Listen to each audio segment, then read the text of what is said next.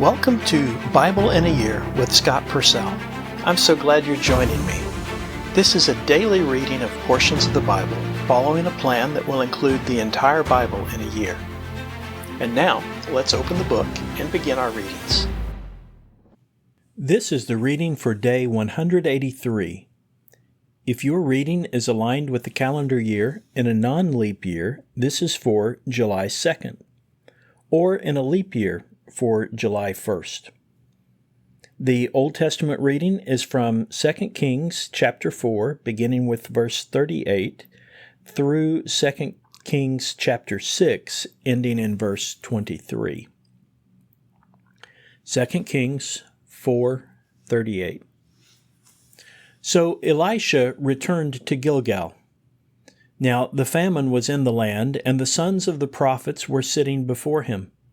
He said to his servant, "Put on the large pot and cook a stew for the sons of the prophets." One went out to the field to gather herbs, and he found a wild vine and gathered wild gourds from it and filled his cloak. Then he came and cut them into the pot of stew, but they did not know what they were. They served the men to eat. But when they ate from the stew, they cried out and said, "There is death in the pot, O man of God." They were not able to eat it. Then he said, "Bring some flour," and he threw it into the pot. He then said, "Serve the people and let them eat."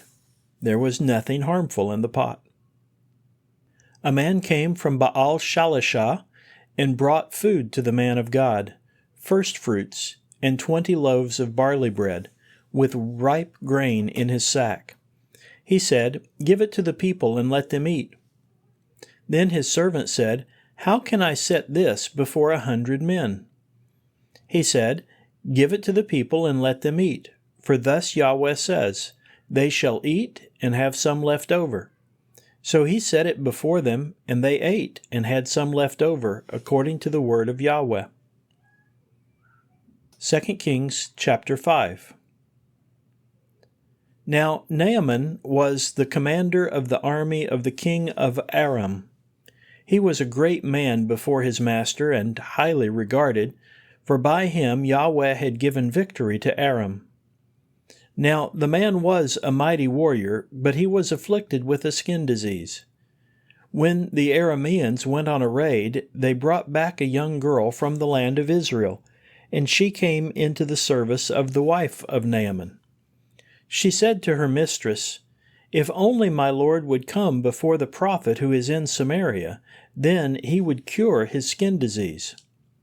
He came and told his master, saying, "Thus and so the girl who is from the land of Israel said."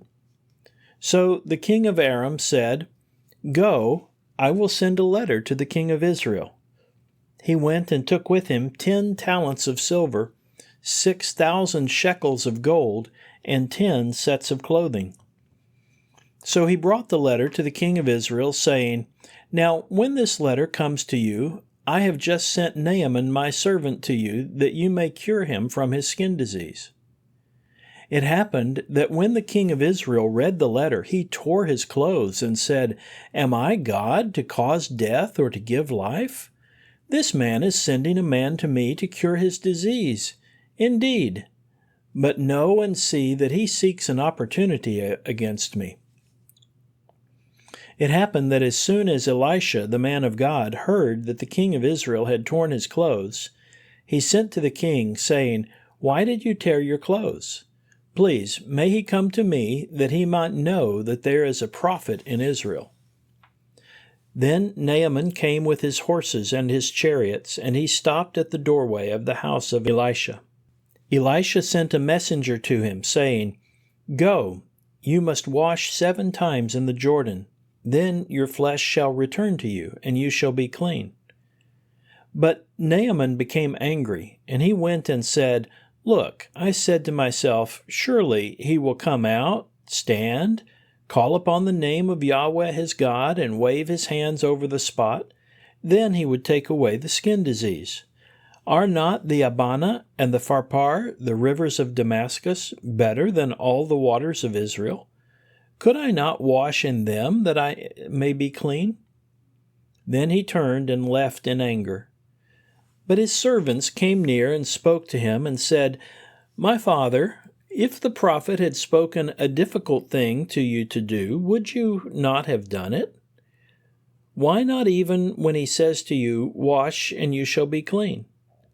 So he went down and plunged into the Jordan 7 times, according to the word of the man of God, and his flesh returned as the flesh of a small boy, and he was clean.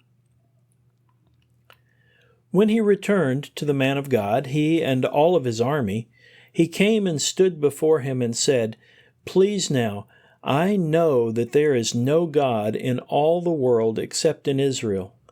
So then, please take a gift from your servant.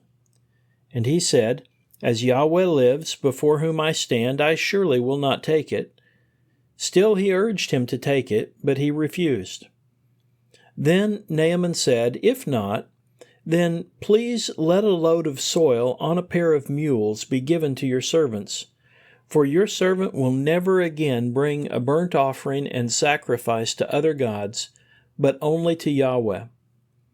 As far as this matter, may Yahweh pardon your servant when my master goes into the house of Rimmon to worship there, and he is leaning himself on my arm, that I also bow down in the house of Rimmon. When I bow down in the house of Rimmon, may Yahweh please pardon your servant in this matter. He said to him, Go in peace. So he went from him a short distance. But Gehazi, the servant of Elisha, the man of God, thought, Look, my master has refrained from taking what this Aramean Naaman brought from his hand. As Yahweh lives, I will certainly run after him, and I will accept something from him. So Gehazi pursued after Naaman. When Naaman saw someone running after him, he jumped off his chariot to meet him and asked, Is it peace? He said, Peace. My master has sent me, saying, Look, just now 2 servants from the hill country of Ephraim came to me, from the sons of the prophets. Please give them a talent of silver and 2 sets of clothing. Then Naaman said, Be prepared to accept 2 talents. So he urged him and tied up 2 talents of silver in 2 bags with 2 sets of clothing, and gave it to 2 of his servants, and they carried it before him. When he came to the citadel, he took them from his hand and put them in the house, then sent away the men so that they went. When he went and stood by his master, Elisha asked him, From where have you come, Gehazi? And he said, Your servant has not gone anywhere. Then he said to him, Did not my heart go with you as the man turned from on his chariot to meet you?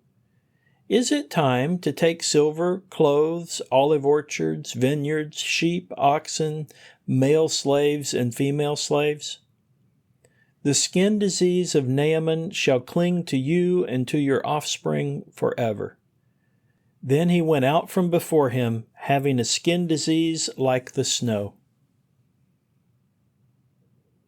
2 Kings chapter 6.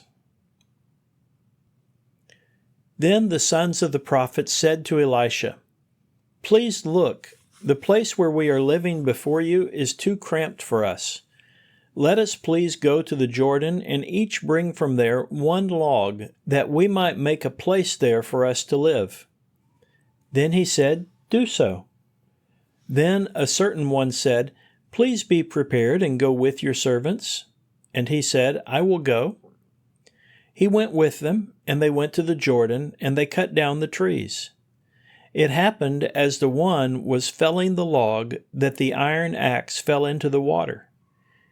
He called out and said, Oh no, my master, it was borrowed.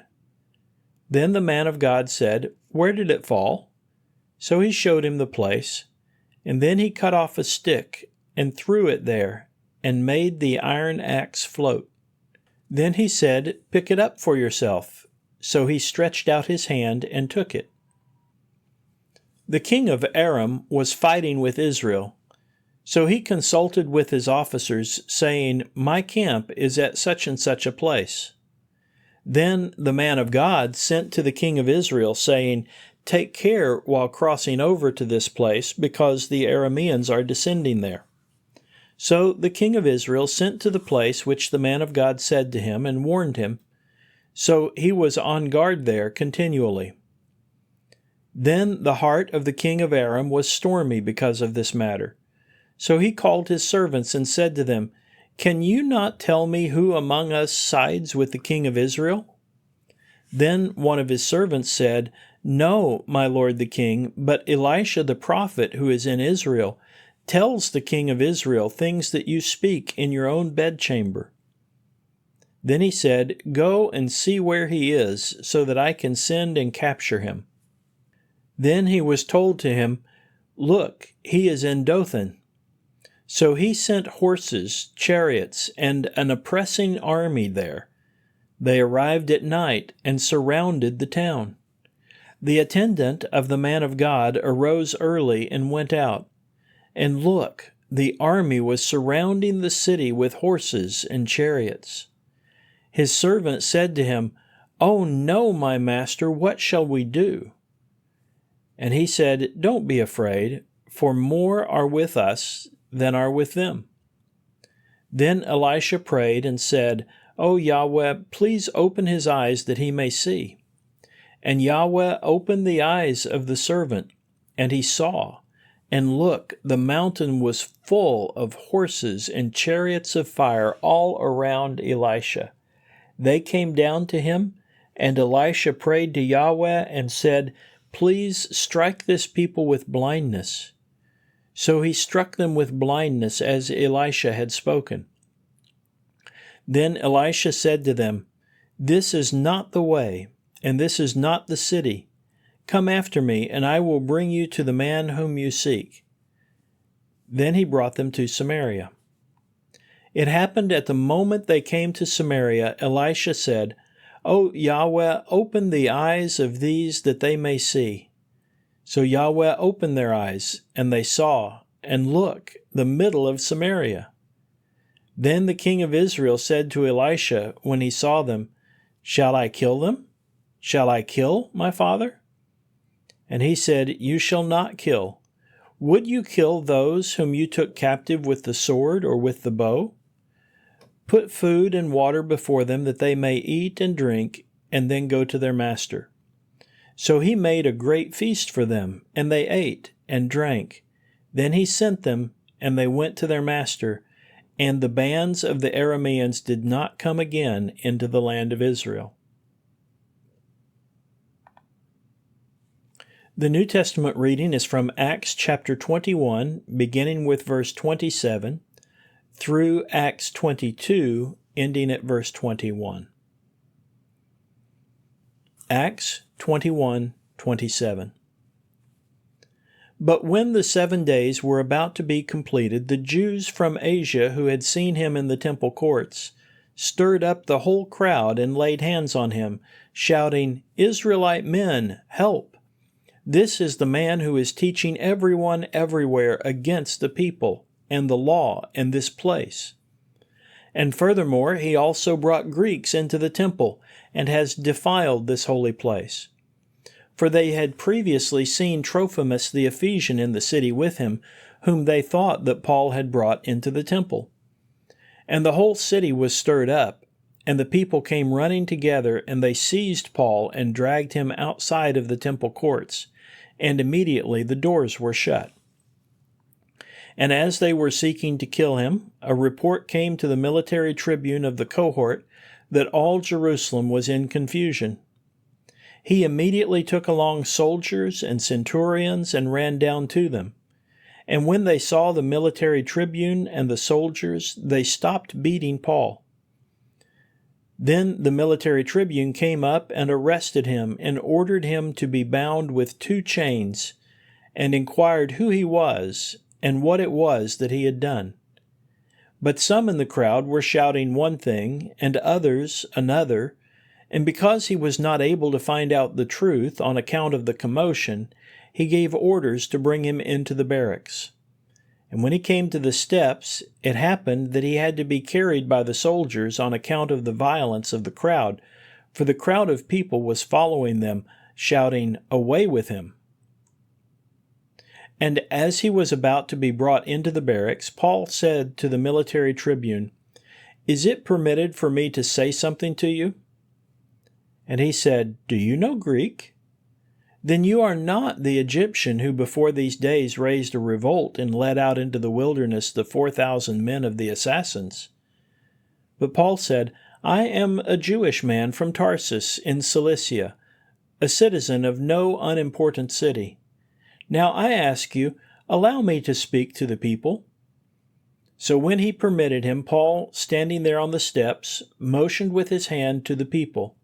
And when there was a great silence, he addressed them in the Aramaic language, saying, Acts 22. "Men, brothers and fathers, listen to my defense to you now." And when they heard that he was addressing them in the Aramaic language, they became even more silent. And he said, "I am a Jewish man, born in Tarsus in Cilicia, but brought up in this city at the feet of Gamaliel, educated according to the exactness of the law received from our fathers, being zealous for God, just as all of you are today. I persecuted this way to the death, tying up and delivering to prison both men and women, as indeed the high priest and the whole council of elders can testify about me, from whom also I received letters to the brothers in Damascus, and was traveling there to lead away those who were there also tied up to Jerusalem, so that they could be punished. And it happened that as I was traveling and approaching Damascus around noon, suddenly a very bright light from heaven flashed around me, and I fell to the ground and heard a voice saying to me, 'Saul, Saul, why are you persecuting me?' And I answered, 'Who are you, Lord?' And he said to me, 'I am Jesus the Nazarene, whom you are persecuting.' Now those who were with me saw the light, but did not hear the voice of the one who was speaking to me. So I said, 'What should I do, Lord?' And the Lord said to me, 'Get up and proceed to Damascus, and there it will be told to you about all the things that have been appointed for you to do.' And as I could not see, as a result of the brightness of that light, I arrived in Damascus led by the hands of those who were with me. And a certain Ananias, a devout man according to the law, well spoken of by all the Jews who live there, came to me and stood by me and said to me, 'Brother Saul, regain your sight.' And at that same time I looked up at him and saw him. And he said, 'The God of our fathers has appointed you to know his will, and to see the righteous one, and to hear a voice from his mouth, because you will be a witness for him to all people of what you have seen and heard.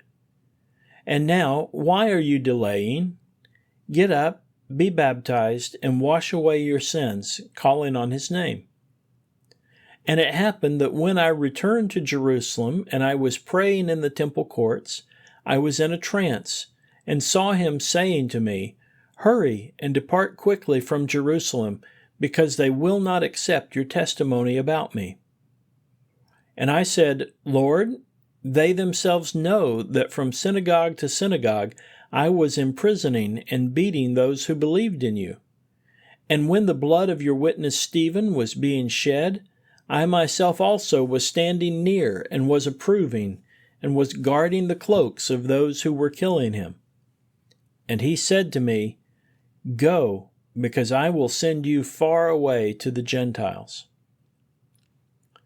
The wisdom literature reading is from Psalm 79, verses 1 through 13. Psalm 79. A psalm of Asaph. O God, the nations have entered your inheritance. They have defiled your holy temple.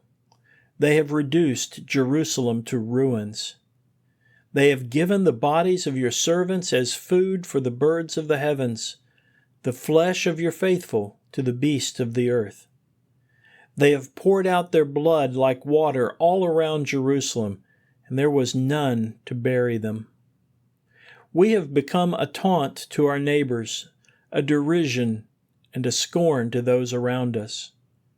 How long, O Yahweh? Will you be angry forever? Will your jealousy burn like fire? Pour out your anger on the nations that do not know you, and on the kingdoms that do not call on your name, because they have devoured Jacob and have laid waste his habitation. Do not remember against us former iniquities. Let your mercies meet us quickly, because we are brought very low. Help us, O God of our salvation, for the glory of your name, and deliver us, and forgive our sins for the sake of your name. Why should the nations say, "Where is their God?" Let it be known among the nations before our eyes by the avenging of the blood of your servants that was poured out. Let the groaning of the prisoner come before you according to the greatness of your power. Spare the children appointed to death, and return to our neighbors sevenfold upon them their taunts with which they taunted you, O Lord. Then we, your people, and the flock of your pasture, we will give thanks to you forever.